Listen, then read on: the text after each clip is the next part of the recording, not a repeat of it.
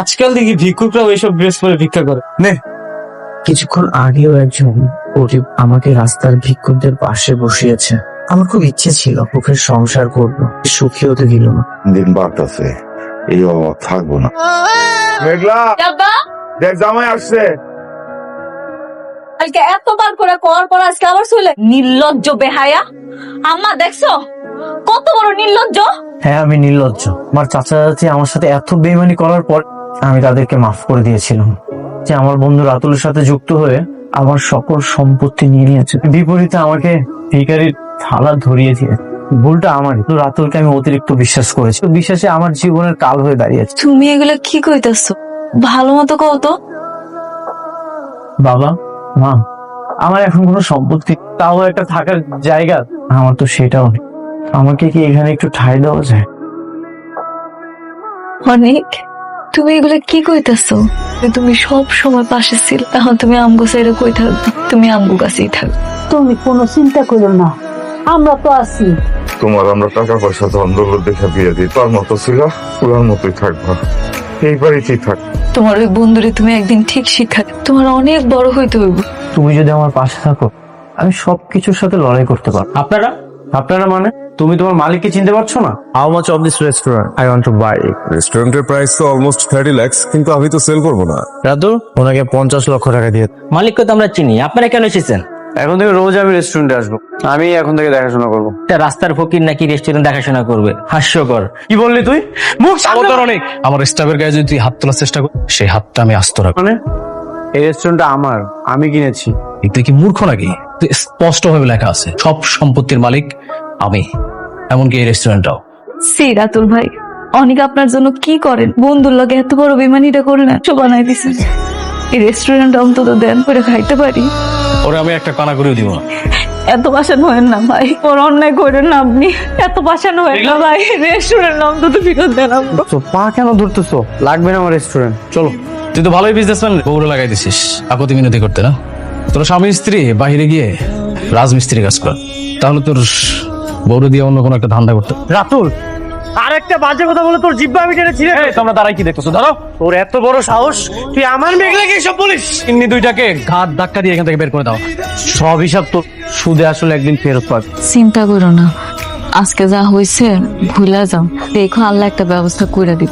সবকিছু মনে রেখেই নিজেকে তৈরি করতে হবে, আর উচিত জবাব দিতে হবে। বাবা, দোকানটা তো আছেই, সেইখানে গিয়া যদি এটা তুমি কোন কথা বললা? কোটিপতি জামাই, সে করবো চায়ের দোকান। যতদিন কিছু না হয় আর কি। আমারও কোটিপতি জামাই চায়ের দোকান, ওটা করতে পারবো না।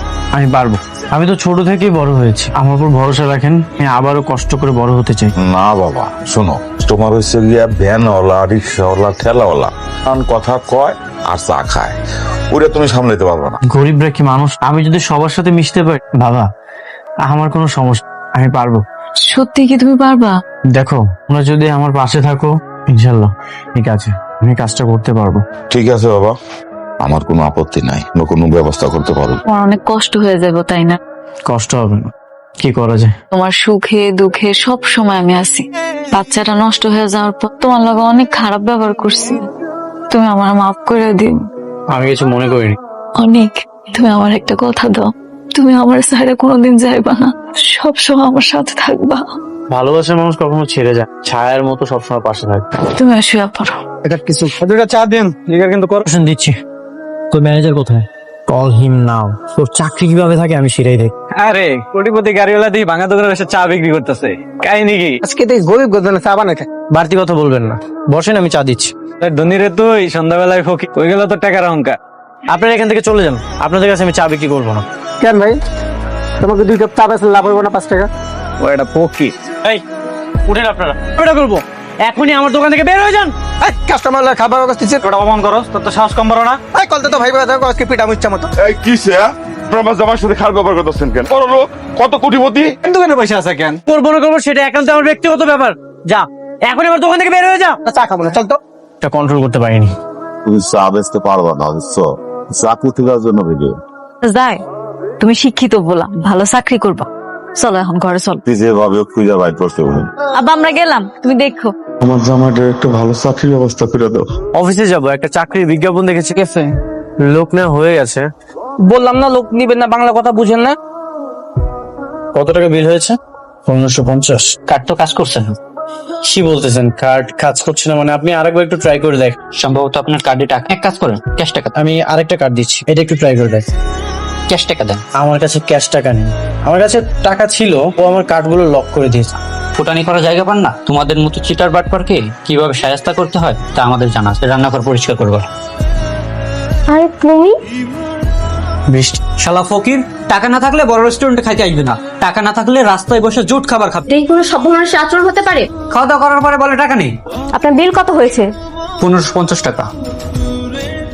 এখানে 5000 টাকা আছে, আর বাকিটা আপনার টিপস। কার জন্য মানুষের সাথে এরকম অমানুষের মতো ব্যবহার করবে? চলো তনিক, এখানে খাবো না।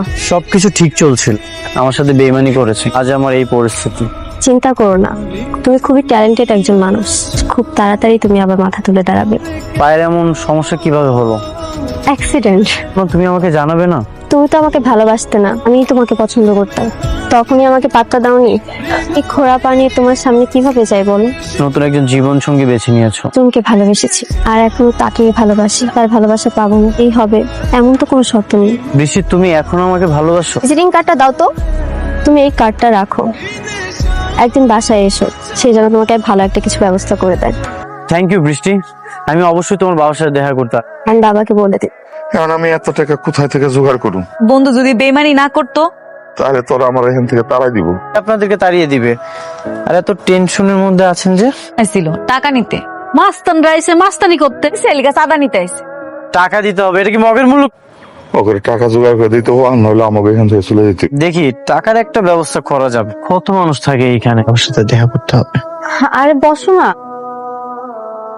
আব্বু, আসসালামু আলাইকুম আঙ্কেল। ওয়ালাইকুম আসসালাম। তুমি তাহলে অনেক, তুমি সেই ছেলে যার জন্য আমার মেয়ে দিনের পর দিন মন খারাপ করে অপেক্ষা করছে।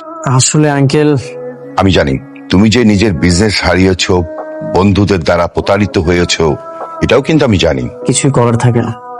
তোমাকে ভালোবাসি, তুমি আমার মেয়েকে বিয়ে করো। আমার এত বড় বিজনেস, বাড়ি, সব দুজনের বিয়েটা হয়ে গেলে হাতে দিয়ে আমি একটু রিল্যাক্স। ঘন্টার মধ্যে বস্তি খালি করুন। অনেক আব্বা জানি কেমন করতেছে। রিং পড়াতে হবে।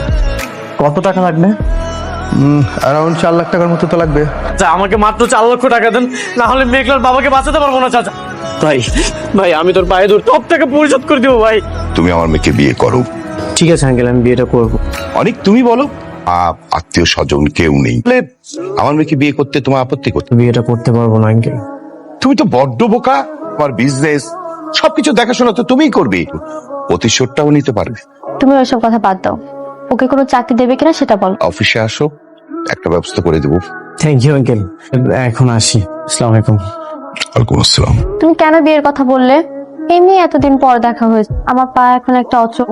তুমি আর এসব বলবে না, তাই না? কেউ আমাকে সম্পত্তির জন্য বিয়ে করবে। এত বড় সাহস আপনারা চান্দাবাজি করতে আইছেন এখানে? এখনো তো কোনো কিছু করিস, তুই আগুন জ্বালাই দিবি। মগের মূল্যটা কি? তোমরা যা কইবা তাই ভয় পাইতেছো। এটা সরকারি জমি, কোনো কোনো জায়গা নেই এখানে, কোনো টাকা পয়সা পাবি না। এই বুড়ার করে বুঝা মায়ারে চুপ করা, তাহলে তুইলা নিয়ে যায়। কত বড় শাস্তি আমার গলা। আপনার ভিতরে যান। তোমারে কইছিলাম না চান্দাবাজের কথা, এগুলো আবার আইছে। আবার ছাড়া চলতেছে। যাও, আমি কথা বলছি। ভাই কি হয়েছে? কত টাকা লাগবে? 1 লাখ টাকা। আমাকে কিছুদিন সময় দিন। কতদিন? কোনো সময় দেওয়া হবে, এর মধ্যে টাকা দিব।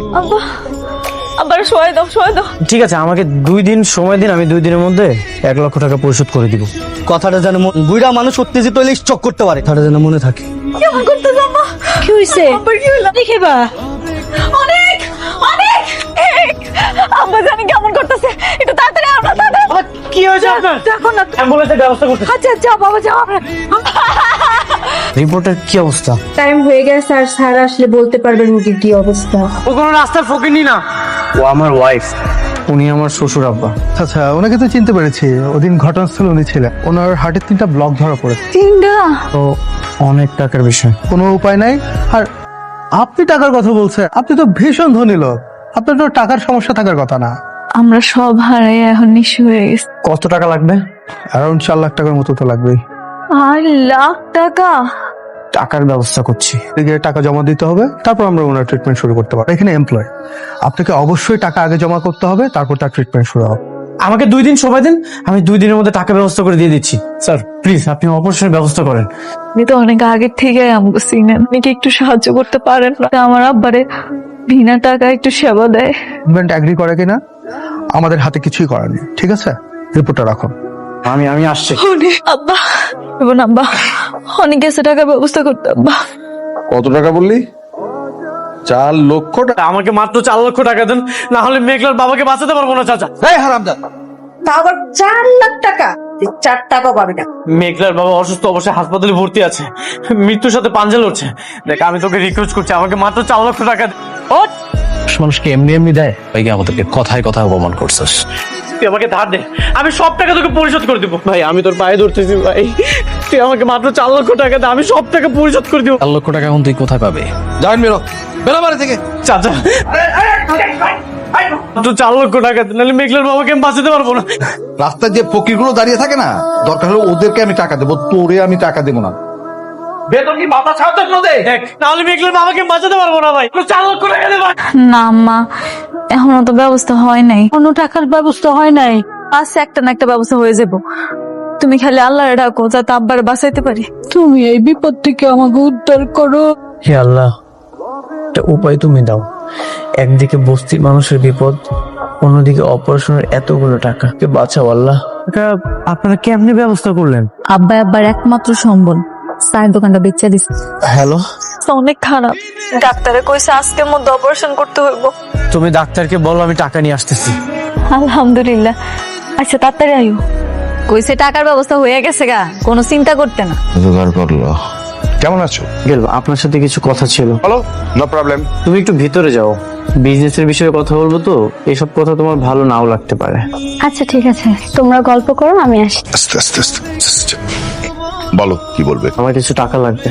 কিছু কেন, সবকিছুই নিয়ে নাও। আমার মেয়েকে বিয়ে করো, আমার মেয়েকে বিয়ে করো, তুমি সবকিছু পেয়ে যাবে। অসহায় সে যদি তোমাকে না ভালোবাসতো, তাহলে আমি ওকে অন্য জায়গায় বিয়ে দিতে পারতাম। যা লাগে সব আমি দেবো। ঠিক আছে আঙ্কেল, আমি বিয়েটা করবো। শিওর? হ্যাঁ। আলহামদুলিল্লাহ, ভিতর থেকে আসছি। চেকে সিগনেচার করে দিয়েছি, বাট অ্যামাউন্টটা বসিয়ে তোমার যা প্রয়োজন বসিয়ে নিও। ওকে? 5 লক্ষ টাকা হলেই হবে। তাই নাকি? রাখি। হ্যাঁ বৃষ্টি, এদিকে আয় তো। আসছে বাবা। এই তো, বস। তোকে বিয়ে করতে রাজি হয়েছে। সত্যি? হ্যাঁ সত্যি। কথা বলো। তুমি হঠাৎ এভাবে রাজি হলে? না না, আমাকে একদমই জোর করেনি। এটা নয় তোমাকে ভালোবেসে কাটিয়ে দিব। আমার তো কিছু বিশ্বাসই হচ্ছে না। তাহলে আজ আসি, আমার একটু কাজ আছে তো, যেতে হবে। ঠিক আছে, সাবধানে যেও। বাবা যত দ্রুত সম্ভব সুস্থ হয়ে যাবে। তুমি কই পাইলা? একটা চাকরি পেয়েছি, অনেক ভালো চাকরি। ওলা টাকা তোমার অ্যাডভান্স দিছে, আব্বার লইগা যা করলা। আব্বা সত্যি মন থেকে তোমার লেগে দোয়া করে। আমাকে কষ্ট বেশি দিন থাকবো, আমি দেখো আবার আগের মতো বড় লোক হয়ে যাইবা। আমরা আবার অনেক সুখে শান্তিতে থাকবো। আমাদের দোয়া সব সময় তোমার সাথে। ঠিক একটা ফোন এসেছে, আমি একটু কথা বলি। কোথায় তুমি? একটু হসপিটাল এসেছে, আমার একটা রিলেটিভস ভর্তি তো হয়েছে না। এর আয়োজনটা তো ধুমধাম করে করতে, কোনো আয়োজন করতে চাচ্ছি না। আমি খুব সাধারণভাবে বিয়েটা করতে চাই। ও আচ্ছা, কোনো আপত্তি নেই তো সাধারণভাবে বিয়ে করতে? আমার কোনো আপত্তি নেই। এত তাড়াতাড়ি? কি করবো বল? তাহলে আর কি করার, আমি তাহলে আসি। দিকে তাকিয়ে আছো যে? যে কপালকে দেখছি, তোমার বউ হওয়া। আমি তো ভার্সিটিতে তোমার পিছন পিছন ঘুরতাম, কিন্তু তুমি তো আমাকে পাত্তাই। তুমি আমাকে একটা কথা দেবে, কখনো আমাকে ছেড়ে যাবে না, আমাকে কখনো ছেড়ে যাবে না। তুমি আমার একটা কথা দাও, যত বিপদে আসো তুমি আমার সাইডে কোনোদিন যাইবা না। কইছে আব্বার অপারেশন সাকসেসফুল হয়েছে, এখনো যে আব্বার জ্ঞান ফিরতেছে না, আমি তো কিছু বুঝতেছি না। কি বলতেছো তুমি? এই, কোথায় যাচ্ছ তুমি?